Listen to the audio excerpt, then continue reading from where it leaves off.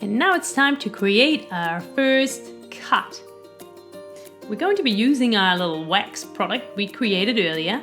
Take a little scoop and just spread it onto your hand or arm or face, wherever you want to create your cut.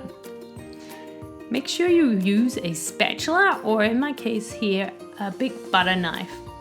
Of course, you don't want to use anything that is sharp.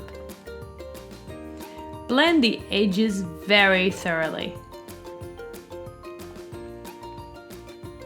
Good special effects is all about edges, so if you want to make things look super realistic, make sure it blends perfectly well.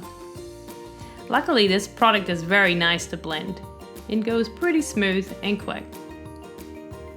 Make sure you keep a nice little ridge in the middle, because that will be the space where we're going to be cutting it through. If you have a little bit too much product, you can always kind of cut off a little piece and blend it back again as well.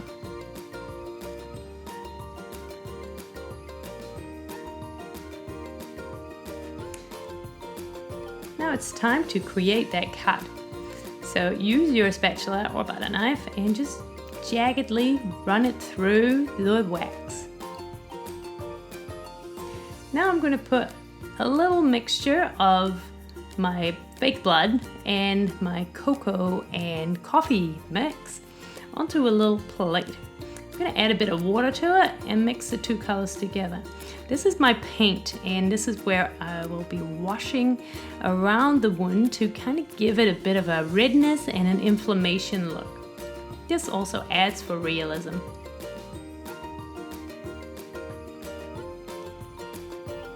Quite often, less is more, but especially for simple cuts. Use a bit of the cocoa mix to go inside of the cut to add some extra depth. Now it's time for blood. I'm using a brush here to add the blood in the middle so it can be a little bit more precise on where it goes.